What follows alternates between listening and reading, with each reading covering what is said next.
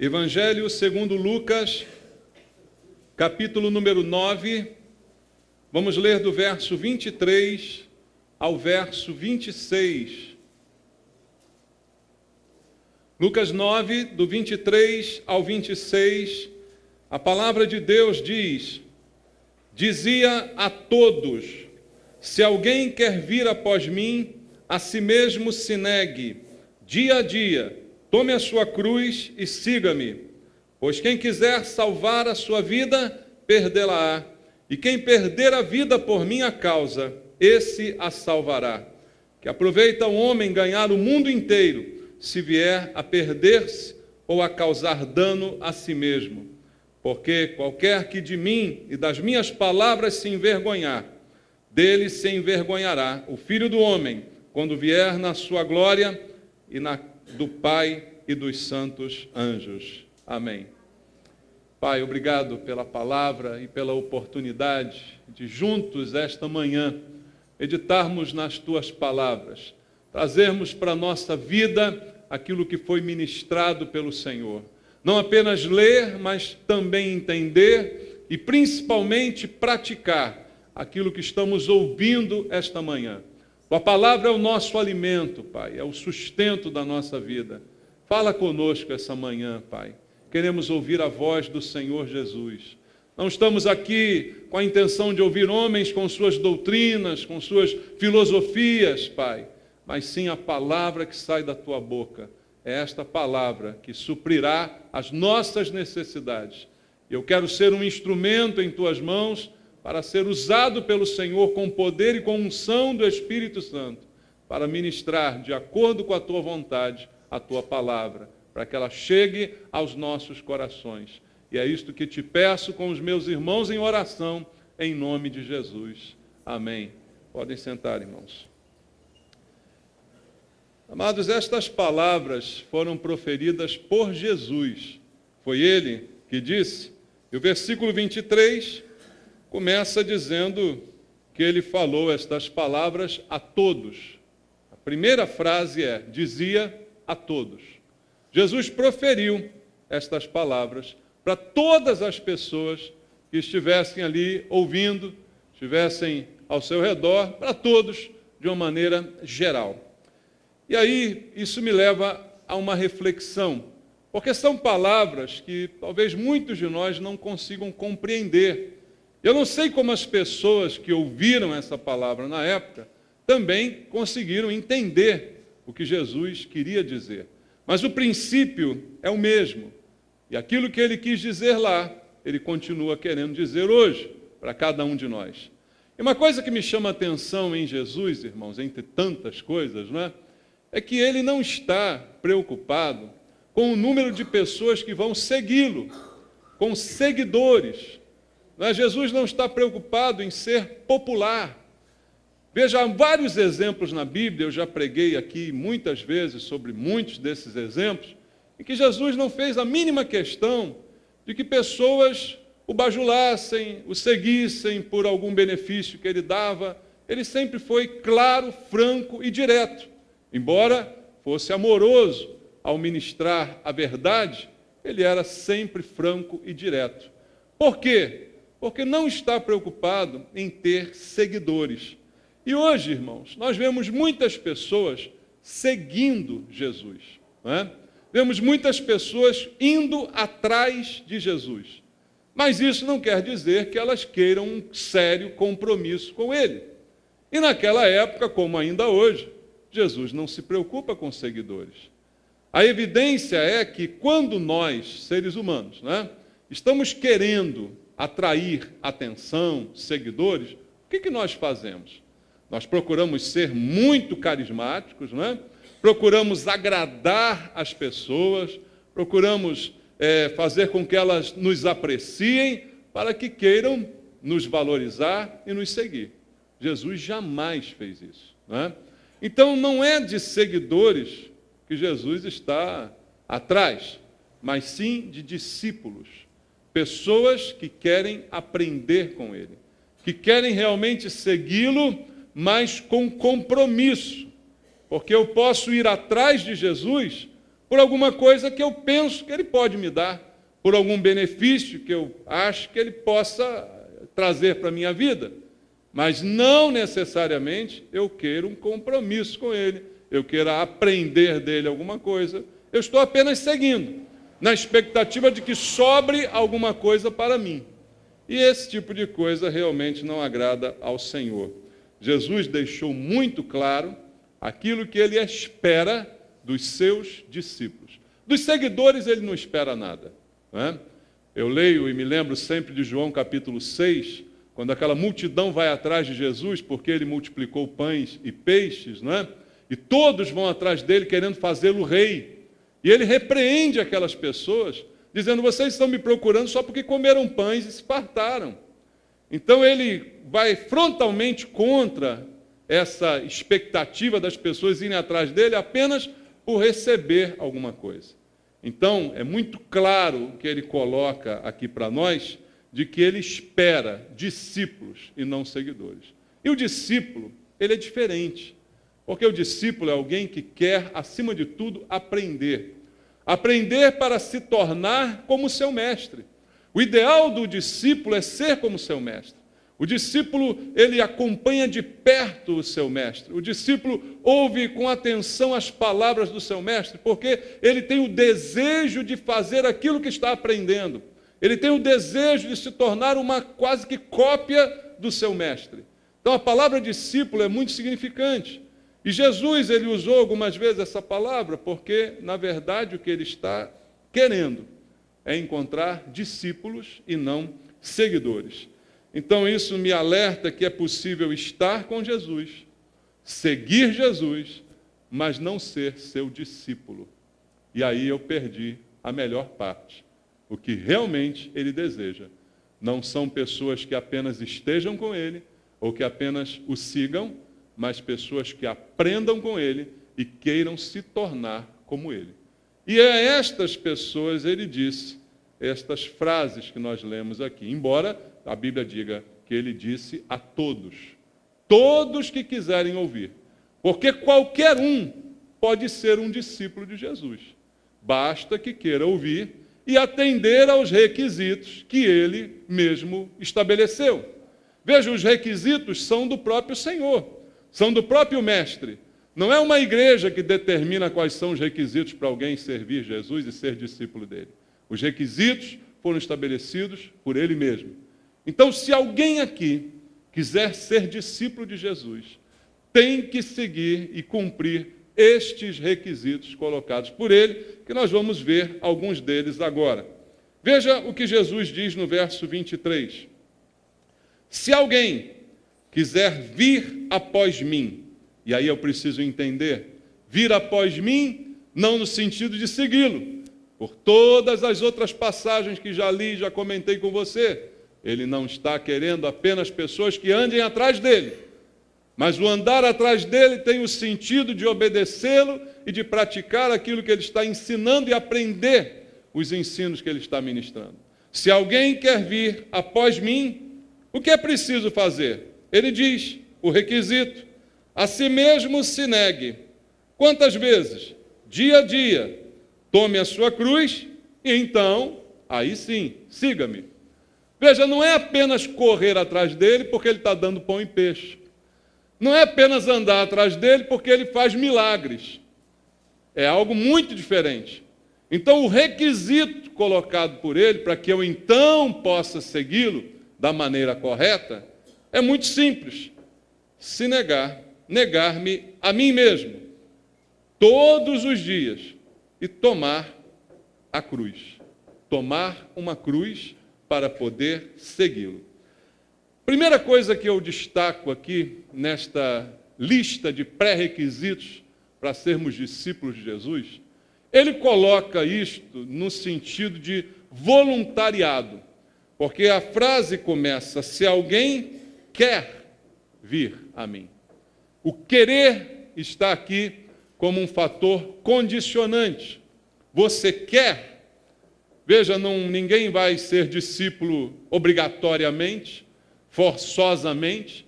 Ninguém é obrigado a ser discípulo de Jesus. ninguém é forçado a isso, ninguém é empurrado para isso. Ele deixa bem claro que essa é uma decisão da vontade livre que Deus deu a cada um de nós, do querer de cada um.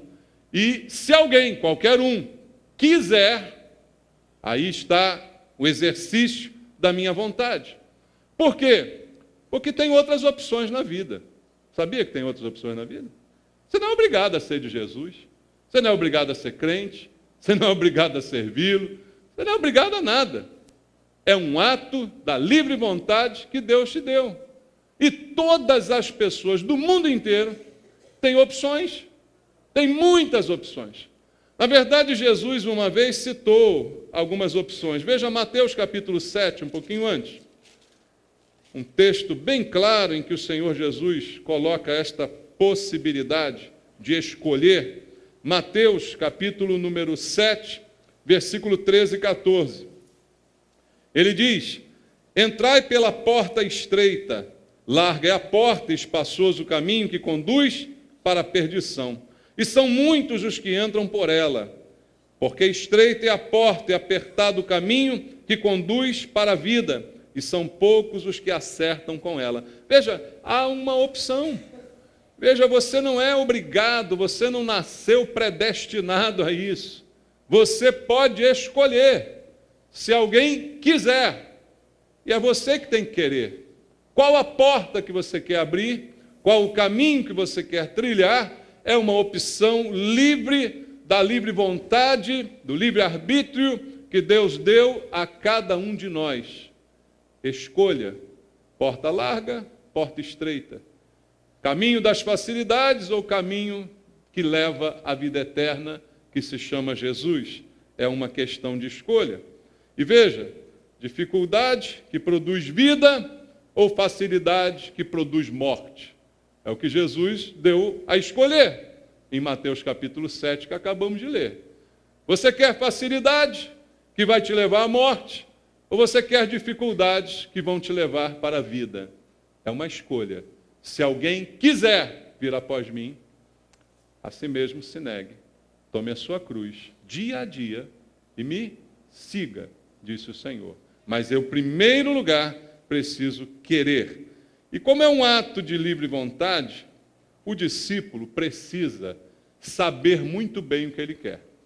Faz parte dos requisitos para ser discípulo esta certeza, esta convicção. Eu não posso estar em dúvidas. Não sei, sou de Jesus ou não sou? Eu ando pela porta estreita ou pela porta larga? De vez em quando eu dou uns passeios lá no caminho largo, de repente eu volto para o caminho estreito. Será que o discípulo de Jesus pode ter esta fraqueza de determinação, de escolha? Não, irmãos, como é um ato de livre vontade, o discípulo precisa saber bem o que ele quer. Mas isso é um problema, porque a maioria das pessoas não sabem o que querem. Você já viu gente assim? Talvez tenha gente assim aqui, nem olhe para mim, por favor. Não sabe o que quer. Uma hora quer uma coisa, outra hora quer outra. Uma hora quer Jesus, está firme, glória a Deus, aleluia. Outra hora quer sambar, quer estar no carnaval. Cada hora quer um negócio. Ela quer tudo ao mesmo tempo. Qualquer prazer ele diverte, né? Mas o discípulo, ele é diferente. Ele não é um seguidor. O seguidor, ele é descompromissado. Ele segue hoje, amanhã segue outra coisa. Ele vai atrás do trio elétrico, sabe como é que é? Ele quer seguir alguma coisa. Então, uma fila, ele entra, ele quer seguir. Mas o discípulo é diferente. O discípulo sabe muito bem o que ele quer. Ele sabe muito bem as responsabilidades que estão implícitas na sua escolha. Ele escolheu a porta estreita, o caminho é estreito, é apertado. Ele escolheu negar-se a si mesmo, ele escolheu tomar a sua cruz. Ele escolheu fazer isso todos os dias da sua vida. Então, veja, é uma decisão de quem sabe o que quer. Por isso a Bíblia diz, muitos são chamados, poucos escolhidos de verdade. Porque todos têm a oportunidade, mas quantos sabem o que quer? Quanta gente não sabe o que quer? Irmãos, eu estou à frente da igreja há 16 anos. Quantas vezes eu já vi pessoas entrarem e saírem daqui sem saber o que querem? E até hoje não sabem, né? Até hoje estão por aí, vão, volta, não sabem o que querem. Mas os discípulos de Jesus, eles sabem o que querem. Por isso um discípulo não volta atrás. Jesus foi muito claro, não é? Quando ele falou, quem põe a mão no arado e olha para trás não é apto para o reino. O discípulo, ele persevera até o fim. Eu creio na perseverança dos santos. Porque é um ato de livre vontade, de livre escolha, mas que só compete àquele que sabe o que quer. Aquele que é decidido e determinado. Não dá para pegar a cruz e depois largar. Entende? Não dá para me negar, mas outro dia me confortar. Não tem como. É dia a dia, sabendo daquilo que me espera, e é assim que o Senhor colocou os termos, as condições para quem quer ser discípulo. Veja, para ser membro da igreja não tem nenhuma condição dessa, né? Qualquer pessoa que chega aí, pastor, eu quero ser membro, vai uma entrevista lá comigo, eu pergunto, de onde você vem, de onde você vai, como é que você está? Ah, tá bom, bota aqui, preenche a ficha. Tem requisito, mas praticamente. Não vou na polícia ver se a tua ficha está limpa, né? Não faço o teu SPC nem Serasa. Não tem requisito nenhum. Agora, para seguir Jesus como discípulo, tem requisito. E quem faz é ele, não sou eu. Veja Mateus, capítulo número 13. Mateus 13, versículo 44. Mateus, Evangelho, segundo Mateus, capítulo 13, verso 44. Isso aqui é requisito que o Senhor colocou. E eu preciso ter uma decisão firme. O reino dos céus é semelhante a um tesouro oculto no campo, o qual certo homem, tendo-o achado, escondeu.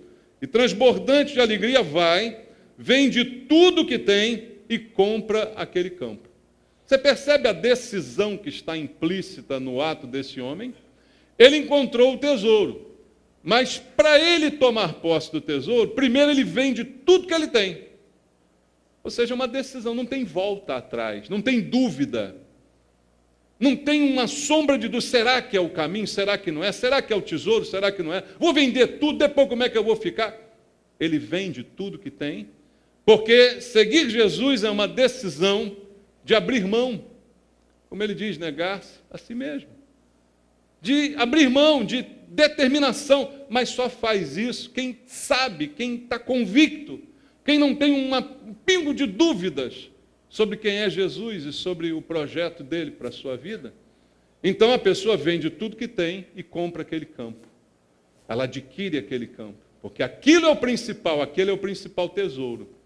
E o tesouro está ali, escondido. Então ela dedica toda a sua vida àquele tesouro. Assim é a condição para ser discípulo. Volta lá em Lucas agora, vamos ao capítulo 12, versículos 51 ao 53. Lucas capítulo 12, do verso 51 ao verso 53. Veja, eu tenho que ter muita certeza dessa decisão para ser discípulo, porque eu vou arrumar problemas. Lucas capítulo 12, verso 51. Supondes que vim dar paz à terra? Não, eu vou-lo afirmo. Antes, divisão. Porque daqui em diante estarão 5 divididos numa casa, 3 contra 2 e 2 contra 3. Estarão divididos, pai contra filho, filho contra pai, mãe contra filha, filha contra mãe, sogra contra nora e nora contra sogra. Isso aí não é novidade, né? Aí... Mas entendo o que Jesus está dizendo. Quem falou isso aqui, irmãos? Foi algum pastor? Foi alguma igreja? Não, foi Jesus que falou. Foram palavras que ele disse. Mas não são palavras que normalmente se lê, né? Você não encontra isso aqui numa caixinha de promessa, você encontra? Você abre lá a caixinha, tira assim, vai ter 5 numa casa, 3 contra 2. Você não encontra isso, né? Caixinha de promessa. Mas é a palavra de Jesus, sabia que é a palavra de Jesus? E o que ele está aqui dizendo? Você acha que eu vim trazer paz? Ah, Jesus é paz e amor. Ô, joia. Não, ele não. Eu vim trazer divisão. Que isso, Jesus vai trazer divisão? Não na igreja, tá? Porque esse é um problema. Veio trazer divisão entre bode e ovelha, entre discípulo e seguidor. Veio trazer divisão, sim, porque é um divisor de águas. É porta larga ou porta estreita. É o caminho que eu tenho que escolher. Ser discípulo implica nessa decisão, nessa determinação, nessa certeza absoluta, porque eu não posso ter dúvida. Porque muitos que são discípulos de Jesus experimentaram ser recusados dentro de sua própria casa, serem espizinhados por pai e mãe, por irmãos. Quantos aqui talvez já tiveram essa experiência? Porque você se converteu, teve parente seu. Só para eu ver aqui, alguém teve essa experiência? Parente seu ficou contra você, não queria mais que você fosse na casa dele almoçar, aquelas coisas, no Natal nos convidava. Não teve essas coisas? É normal. É normal por quê? Porque você fez uma decisão. Não é? E eles não fizeram essa decisão. Então Jesus, ele vem para trazer essa divisão, para mostrarmos realmente quem somos. Então é uma decisão. Como eu disse, livre da livre vontade, mas que eu tenho que ter toda a convicção. E se eu não tiver convicção, eu vou querer ficar com meu pai, minha mãe, meus irmãos, com meus inimigos? Porque eles querem, não porque eu queira. Entende? Isso não parte de nós para eles, é deles para nós. Nós para eles é sempre amor, sempre paciência, mas é deles para nós. Então é uma decisão. Quem tem dúvida não aceita esse desafio. Quem tem dúvida não quer ser discípulo. Quem tem dúvida não quer compromisso. Quem tem dúvida só quer benefício. O que vier é lucro para quem tem dúvida, entende? Por isso quem tem dúvida se enquadra na condição de seguidor. Volta lá agora em Lucas, capítulo 9. O texto que lemos, versículo 24 e versículo 25. Jesus continua dizendo: pois quem quiser salvar a sua vida, perdê-la-á. E quem perder a vida por minha causa, esse a salvará. Que aproveita o homem ganhar o mundo inteiro se vier a perder-se ou a causar dano a si mesmo. É uma decisão de perder para ganhar. Você entende o que Jesus disse aqui? Esse texto causa muita controvérsia, causa muita dúvida, mas é simples de entender. É perder para ganhar. Quanto mais você quer segurar, mais você perde. Mas quanto mais você abre mão, mais você ganha. É assim no reino de Deus. O que Jesus ensinou é isso. Jesus, ele deu a sua vida. Deus amou o mundo de tal maneira que deu seu Filho unigênito para que todo aquele que nele crê não pereça, mas tenha vida eterna. Foi um ato de doação da parte de Deus. E porque ele deu, ele ganhou muitos. Não é? Se eles dissessem, não vou dar a minha vida. Ninguém era ganho. Então o que ele está ensinando é o princípio de Deus, de que precisamos abrir mão para ganhar. Precisamos dar para receber. É princípio de Deus isso. Então entenda o que Deus está dizendo. É uma decisão. Perder para ganhar. Mas essa simples decisão desqualifica muita gente. Por quê? Porque muita gente só quer ganhar. É ou não é? Todo mundo só quer vantagem. Que vantagem eu tenho em seguir Jesus? Tem que sobrar alguma coisa para mim. É o pensamento da maioria das pessoas. Por isso os discípulos nunca serão maioria. Discípulos serão sempre minoria. Se você olhar para o próprio ministério de Jesus, ele escolhe 12, depois você encontra 70, e depois você não conta mais. Discípulos são poucos. Multidão, gente seguindo, gente especulando, gente querendo ver o que vai sobrar, aí você vai encontrar muita gente. Mas o discípulo verdadeiro aprende que muitas vezes para ganhar é preciso perder. Perder diante de Deus nunca é perda, irmãos. Porque Deus, ele é tudo que temos. Entende? Então é isso que Jesus está ensinando. Agora, sem convicção, alguém entra nessa? Duvido. Por isso a Bíblia diz, sem fé é impossível agradar a Deus, porque fé é a certeza das coisas que se esperam e a convicção daquilo que não se vê. Eu não vejo isso. Eu não tenho garantias nenhuma sobre o que Jesus está prometendo. Não tem calção no banco, não tem nada. Mas eu creio, eu espero, e eu tenho a convicção daquilo que eu não vejo. Então, essa convicção que faz alguém querer perder para ganhar. Mateus 20:16. Vamos ler mais um pouquinho dos requisitos para ser discípulo. Mateus 20:16. Jesus ensina: assim, os últimos serão primeiros, e os primeiros serão últimos, porque muitos são chamados, mas poucos escolhidos, o que eu citei ainda há pouco. Ser o último para si mesmo, mas ser o primeiro para Deus. Quem quer vir após mim, negue-se a si mesmo. O que é negar-se a si mesmo? É se colocar em último lugar. Eu nego a mim mesmo. Eu não estou no primeiro lugar das minhas prioridades. Os últimos serão os primeiros. Mas os primeiros serão os últimos. Quem entrega a sua vida para Jesus, perde-a para o mundo, vai ganhá-la. Mas quem tenta preservá-la nesse mundo, vai perdê-la nesse mundo também. Quem deseja ser o primeiro, será o último. Mas quem a si mesmo se colocar para trás, negando-se a si mesmo, será colocado em primeiro lugar. Então muitos serão chamados, convidados, mas poucos serão escolhidos. Porque os escolhidos são de acordo com as qualificações, os pré-requisitos que o Senhor colocou para ser discípulo. Então, amados, são características que o Senhor está nos dando para que a gente decida ser discípulo. Porque seguidores não vão entrar no céu. Esse é um grande problema. Vamos ler Lucas capítulo 14, versículo 16. Lucas capítulo 14, verso 16. Até o verso 24 tem uma história aqui, contada por Jesus, uma parábola, que é muito importante ser entendida. Eu vou ler rapidamente. Ele, porém, respondeu: certo homem deu uma grande ceia e convidou muitos. À hora da ceia enviou o seu servo para avisar aos convidados: vinde, porque tudo já está preparado. Não obstante, todos a uma começaram a escusar-se. Disse o primeiro: comprei um campo, preciso ir vê-lo, rogo-te que me tenha por escusado. Outro disse: comprei 5 juntas de boi, vou experimentá-las, rogo-te que me tenhas por escusado. E outro disse: casei-me, por isso não posso ir. Voltando o servo, tudo contou ao seu senhor.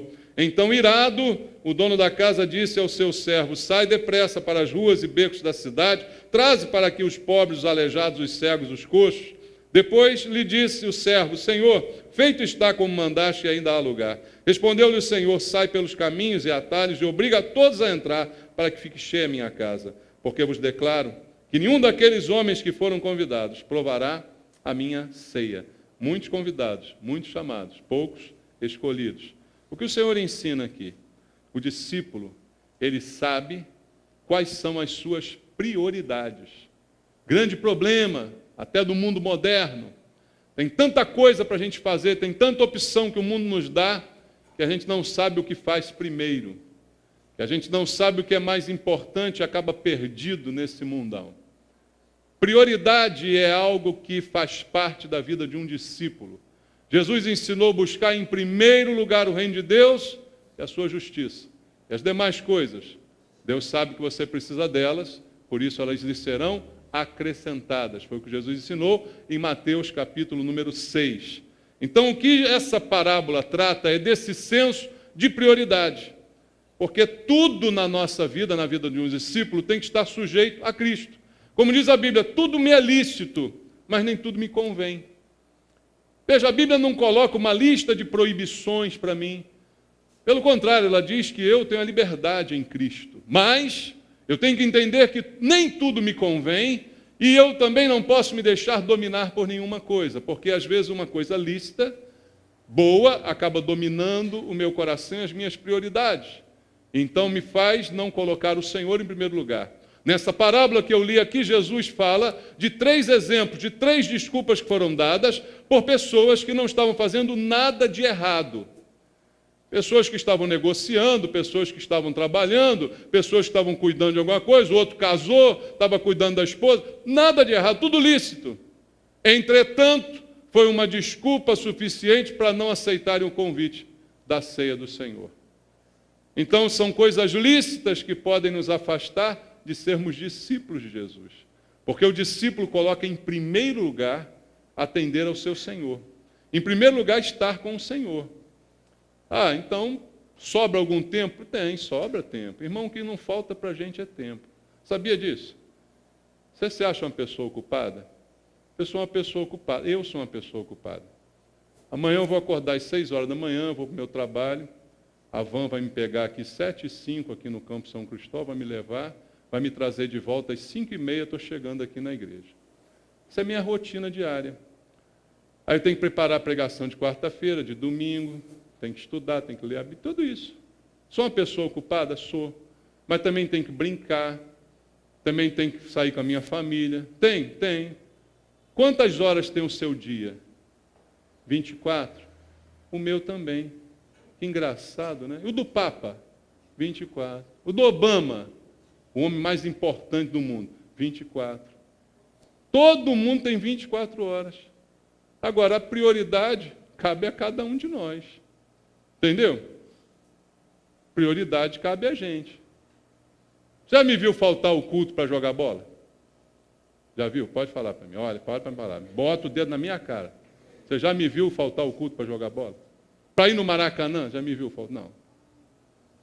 Agora, eu posso ir no Maracanã? Posso. Tem pecado? Não, não tem pecado. Só não fazer o que eles fazem, eu posso ir lá, não tem problema. Tudo me é lícito.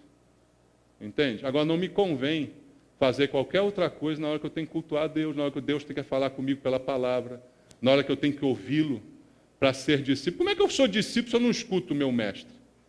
Como é que eu sou discípulo se eu não aprendo com ele? É na palavra que a Bíblia diz, a fé vem pelo ouvir da pregação, é nela que eu aprendo. E aqui só tem praticamente 3 oportunidades, é quarta à noite, domingo de manhã, domingo à noite, irmãos. Ensino da palavra de Deus.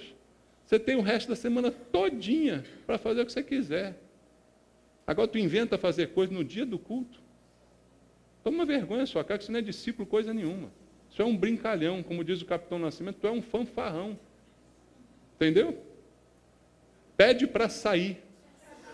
Capitão Nascimento. Por quê? Não, pastor, não fala isso não. Jesus falou isso para as pessoas, irmãos. Você tem dúvida? Vai ler João capítulo 6. Foi todo mundo embora. Aí Jesus falou para os discípulos 12, vocês também vão? Porta da rua é serventia. Aí Pedro, para livrar a barba, não, Senhor, para quem iremos? Só tu tens a palavra de vida, mas ficaram 12 só. Os outros vazaram. Prioridade, irmãos. Prioridade. Todo mundo pode viajar, todo mundo pode ter faculdade, todo mundo pode ter o que for. Agora não vir ao culto para ficar em casa, para ver televisão, para aprender do capeta, ao invés de aprender do mestre. Eu não entendo. Não entendo mesmo. Você mora longe, problema seu. Não entendo. Não entendo. Discípulo é outro nível. Discípulo conhece as prioridades. Lê de novo depois em casa o texto que eu li com você aqui, dessa parábola. Casei-me, não posso ir. Tive filho, não vem mais à igreja. Eu já vi. Eu vou orar para ninguém ter mais filho na igreja.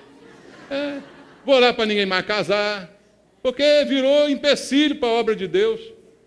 Pelo amor de Deus, faz isso não. Que negócio é esse? Tudo coisas lícitas, mas que afastam a gente de simplesmente ser discípulo, querer aprender e querer imitar o nosso mestre. O discípulo conhece as prioridades. O discípulo sabe que o alvo é Cristo. Filipenses capítulo 3. Vamos ler? Olha Paulo como dá um exemplo aqui de discípulo, irmãos. Filipenses capítulo número 3, versículo 13, versículo 14. Texto conhecido. Paulo diz assim, irmãos, quanto a mim, ele está falando dele mesmo, não julgo havê-lo alcançado, não me acho melhor não, mas uma coisa eu faço, Esquecendo-me das coisas que para trás ficam e avançando para as que adiante de mim estão, prossigo para o alvo, para o prêmio da soberana vocação de Deus em Cristo Jesus. Ele diz, eu tenho um alvo. Eu não acho que alcancei. Eu não acho que já posso descansar. Eu não acho que já estou no auge, que posso me aposentar. Eu ainda estou prosseguindo. Eu ainda estou aprendendo. Ontem no culto jovem, a palavra ministrada foi exatamente essa pelo nosso irmão Paulo. Ele ministrou parecido com isso, irmãos. Eu estou aprendendo ainda, eu estou caminhando ainda, mas eu tenho um alvo, e desse alvo eu não me desvio. Discípulo não se desvia, por isso eu não acredito em desviado, já falei isso aqui milhares de vezes. Está desviado. Desviado nada, ele nunca foi crente. Ele foi um sem vergonha de um seguidor. Mas crente, discípulo, ele nunca foi. Ele ficou 20 anos na igreja, foi diácono, foi pastor, agora está desviado. Não acredito. Ele nunca se converteu de verdade. Ele nunca escolheu a porta estreita. Ele nunca negou-se a si mesmo. Ele nunca tomou sua cruz e seguiu Jesus. Ele seguiu a igreja, seguiu os homens, seguiu a religiosidade, mas não teve um encontro verdadeiro com Jesus. Não se desvia um discípulo, irmãos, porque ele tem um alvo e ele só olha para o alvo. Ele só vai para lá. Ele diz, eu não penso de mim mesmo, nada demais. Paulo diz assim, eu não julgo que eu alcancei, ainda estou caminhando, mas eu sei para onde eu estou indo. E ninguém me tira desse caminho, porque o caminho é Jesus. É estreito, mas é por ele que eu vou, e não tem como alguém me tirar disso. O caminho é árduo, irmãos. Paulo mesmo disse, veja, 2 aos Coríntios, capítulo 6, olha a experiência de Paulo aqui.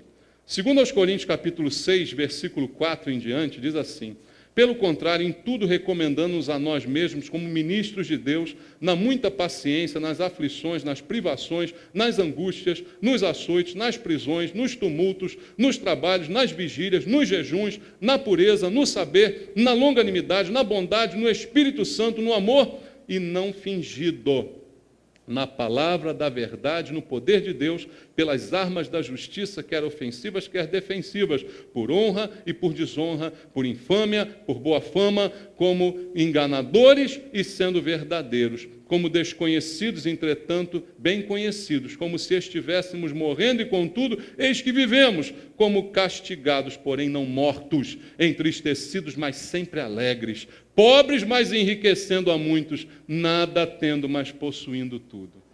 Irmãos, esse é o retrato de Paulo de um discípulo. Irmãos, nós estamos muito longe disso. Eu estou muito longe disso aqui. Nós estamos muito longe disso aqui, mas estamos caminhando para o alvo. Estamos caminhando para o alvo, e o alvo é esse. É independente do que aconteça, faz chuva, faz sol, tem tristeza, tem alegria, tem tragédia, não tem. Estou seguindo Jesus. Estou seguindo Jesus e não volto atrás. Não importa o que aconteça. Não é só final feliz, não, irmãos. Não é só passarinho cantando, não. Vida de discípulo tem agruras, porque ele nega a si mesmo, toma a sua cruz e segue. Mas ele está sempre firme com o Senhor. Porque ele é discípulo, ele não é seguidor. O discípulo, ele é responsável, ele é alguém consciente. Volta lá em Lucas, capítulo 14. Lucas 14, versículo 28 ao versículo 30, diz: pois qual de vós, pretendendo construir uma torre, não se assenta primeiro para calcular a despesa e verificar se tem os meios para concluir, para não suceder que, tendo lançado os alicerces e não a podendo acabar, todos os que a virem zombem dele, dizendo, esse homem começou a construir e não pôde acabar. Olha o que Jesus está ensinando para a gente, irmãos. Sabe o que ele está ensinando? Responsabilidade. É o princípio da responsabilidade fiscal. Não gastar mais do que você ganha. É isso que Jesus está ensinando aqui. Vai construir alguma coisa? Senta para calcular se você tem o suficiente para construir. Para não ser envergonhado. Discípulo não pode ser irresponsável. Não pode ser da lua. Já viu? Discípulo da lua. Eu vou fazer, eu vou acontecer, Deus dará, sei o quê. Não, o discípulo senta e calcula. Calcula o custo. Primeiro custo, vou negar a mim mesmo? Vou entrar pela porta estreita? Vou tomar a minha cruz? Ah, não, isso custa muito, Senhor. Então já fica logo de fora. Porque senão começa e não termina. Aí os outros ficam chamando de desviado. Desviado nada. É só irresponsável. É só um seguidor irresponsável. Não é um desviado. Nunca foi. Nunca se converteu. Só não calculou bem o custo. E aí é envergonhado e todo mundo ri dele. Como diz aqui o Senhor Jesus. O discípulo não pode ser assim. Discípulo não pode fracassar. Nós não temos o direito de fracassar. Irmãos, Lucas 9, 62. Eu citei, vamos ler. Ninguém que tendo posto a mão no arado olha para trás é apto para o reino de Deus. Discípulo não tem essa possibilidade de voltar atrás. Ah, não era bem isso. Não sabia que era assim. Não sabia que o custo era esse. Está tudo em pratos limpos. Jesus não engana ninguém. Jesus não faz propaganda enganosa. Jesus não é igreja evangélica safada, entenda? Jesus não faz propaganda enganosa. Jesus não é pastor safado. Não, é tudo a limpo. Ele diz o custo todinho que vai ter e deixa você escolher. A escolha livre que ele nos deu. Mateus 5, irmãos, 38. Eu gosto desse texto. Como eu falei a você, eu me converti a partir de Mateus capítulo 5. Porque esse texto é uma pancada na gente, que se acha bom, que se acha religioso. Mateus 5, 38. Ouviste que foi dito olho por olho, dente por dente, eu porém vos digo, não resistais ao perverso, mas a qualquer que te ferir na face direita, volte também a outra, e ao que quer demandar contigo e tirar-te a túnica, deixa-lhe também a capa, se alguém te obrigar a andar 1 milha, vai com ele 2, dá quem te pede, não voltes às costas, que deseja que lhe emprestes. Ouvistes que foi dito, amarás teu próximo e odiarás teu inimigo, eu porém vos digo, amai os vossos inimigos, orai pelos que vos perseguem, para que vos torneis filhos do vosso Pai Celeste, porque ele faz nascer seu sol sobre maus e bons e vir chuvas sobre justos e injustos. Porque se amardes os que vos amam, que recompensa tendes? Não fazem os publicanos também o mesmo? E se saudardes somente os vossos irmãos que fazeis demais, não fazem os gentios também o mesmo? Portanto, sede vós perfeitos, como perfeito é vosso Pai Celeste. O discípulo vive acima da mediocridade. Sabe o que é medíocre, irmãos?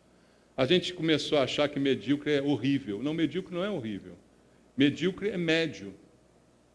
Medíocre é médio. Sabe o que é médio? Tirou 5 na prova, você é medíocre. Entendeu? Você ficou na média. Nem tirou 0, nem tirou 10. Tá?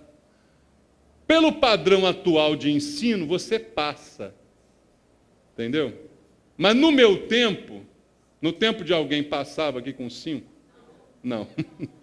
Hoje passa até sem 5, né? Os professores, vai, livra dessa praga aqui, manda embora. Né? Mas no nosso tempo era 7. Não é verdade? Que para passar, não dá para ser medíocre. Mas você é medíocre. O discípulo de Jesus não pode ser medíocre. Ele tem que estar acima da mediocridade. O que é medíocre? Eu só falo com quem fala comigo. Só cumprimento quem me cumprimenta. Você é medíocre. Os gentios fazem assim, os publicanos, todo mundo é igual a você. Mas Jesus não, você é discípulo, você tem que amar o teu inimigo, você tem que orar por quem te persegue, quem te tira a túnica, você entrega a capa, porque você sabe que perde para depois ganhar. Né? Lembra do princípio? Você não se preocupa com isso. Você não se preocupa se alguém te fere numa face, você volta a outra, porque você sabe que é Deus que te defende. Você sabe que é Ele que te guarda. Você então tem essas convicções todas. Você está acima da mediocridade. Você não é médio. Você está acima da mediocridade. Você é discípulo de Jesus e esse é o padrão. Sede perfeitos, como perfeito é vosso Pai. Esse padrão é dos discípulos, não é dos seguidores. Seguidores nunca chegarão lá, meu amado. E para terminar, eu quero dizer para você que o discípulo é um aluno. Como eu disse no início, é um aluno. Discípulo é um aluno, mas é um aluno que aprende. O que adianta ser um aluno que não aprende? O que adianta ser um aluno que tira 5? Sabe um aluno que tira 5? Sabe o que isso quer dizer? Que metade do que foi dado ele não aprendeu. Aí quando você estiver querendo se tratar com um médico, Você pega o boletim dele, ele tirou 5 o ano inteiro, passou. É médico hoje. Ele vai te operar, mas metade do que foi ensinado ele não sabe para te operar. O que você acha disso? Você vai contratar um engenheiro para fazer a sua casa, tirou 5 o ano inteiro, passou, virou engenheiro. Mas metade dos cálculos estruturais ele não sabe fazer, porque ele tirou 5. Você vai contratar esse engenheiro? Qualquer outra profissão, pensa nisso. Metade do que foi ensinado ele não sabe. E agora? O que você vai fazer? Você vai contratar essa pessoa? É assim. Discípulo é um aluno, mas é um aluno que aprende. E aceita a disciplina. Hebreus capítulo 12. Vamos ver? Hebreus capítulo 12. Vamos ver se nós somos discípulos. Hebreus capítulo 12, 8 a 11. Essa é uma das maiores provas, irmãos. Prova é para aprovar ou para reprovar, né? Hebreus 12, 8. Diz assim: mas se estáis sem correção de que todos se têm tornado participantes, logo sois bastardos e não filhos. Já coloca a coisa em pratos limpos. Além disso, tínhamos os nossos pais segundo a carne que nos corrigiam e os respeitávamos. Não havemos de estar em muito maior submissão ao Pai espiritual e então viveremos? Pois eles nos corrigiam por pouco tempo, segundo melhor lhes parecia. Deus, porém, nos disciplina para aproveitamento, a fim de sermos participantes da sua santidade. Toda disciplina com efeito no momento não parece ser motivo de alegria, mas de tristeza. Ao depois, entretanto, produz fruto pacífico aos que têm sido por ela exercitados, fruto de justiça. Disciplina ninguém gosta, mas faz parte. E ela sempre produz algo bom, é perder para ganhar. A disciplina vai produzir algo bom. Então, o discípulo é alguém que aprende a aceitar disciplina. Isso é uma grande prova. O discípulo, quando é disciplinado, ele fica. O seguidor, não. Quando ele é disciplinado, ele procura outra igreja. Ele está só seguindo. Ele não tem vínculo. Ele não tem obrigação com ninguém. Ele é assim, seguidor, entendeu? É assim que funciona. É ou não é, irmãos? Mas o discípulo aprende quando ele é disciplinado. Ele se corrige, depois no final ele agradece. É igual você que hoje dá valor aos seus pais. Você hoje não agradece? Alguns agradecem. Eu agradeço meus pais que me ensinaram, me disciplinaram, bateram, vara de marmelo, né, fio de ferro, pneu de carro, o que for, tive na mão, jogava, mas você agradece. É ou não é? Alguns dizem graças a Deus, porque aprendi alguma coisa. Você não fugiu de casa, não foi morar com bandido, foi nada disso. Né? Aqui não. Na igreja, a pessoa disciplinar vai para o bandido, né? Vai para o outro, lá, sei lá para onde vai. Não é assim que funciona? Então, o discípulo, ele aprende. O discípulo aprende outra coisa, Mateus 18. Vamos ler Mateus 18? Mateus 18, do 1 a 4. Diz assim: naquela hora aproximaram-se de Jesus os discípulos, perguntando o quê? Quem é, porventura, o maior no reino dos céus? Os discípulos estavam aprendendo, então eles perguntaram. É igual aluno na escola. Pergunta para ouvir a resposta do mestre e aprender. E Jesus, chamando uma criança, colocou-a no meio deles e disse: em verdade vos digo que se não vos converterdes e não vos tornardes como crianças, de modo algum entrareis no reino dos céus. Portanto, aquele que se humilhar como esta criança, este é o maior no reino dos céus. Jesus ensinou aos discípulos que para ser discípulo é preciso ser humilde, em primeiro lugar. Porque se não for humilde, nem no céu entra. No céu não é lugar de orgulhoso. Céu não é lugar de soberbo. Céu não é lugar de quem se acha merecedor de alguma honra, de alguma coisa. Céu é o lugar daquele que sabe que é pecador, que está entrando lá por favor de Deus. Porque não merecia o ingresso. Né? Então Jesus exemplifica ensinando aos discípulos: o humilde é superior. O último é o primeiro. É assim que ele está ensinando. Tudo isso foi ensinado por Jesus. E o discípulo aprende também, para a gente terminar agora, abra João, capítulo 13. O discípulo aprende uma coisa muito importante. E mais uma vez ensinada pelo próprio Senhor Jesus. Jesus viveu o tempo inteiro como mestre ensinando, irmãos. E quem teve o privilégio de ficar ali do lado dele, só não aprende se não quiser, né? Ele ensinou, irmãos.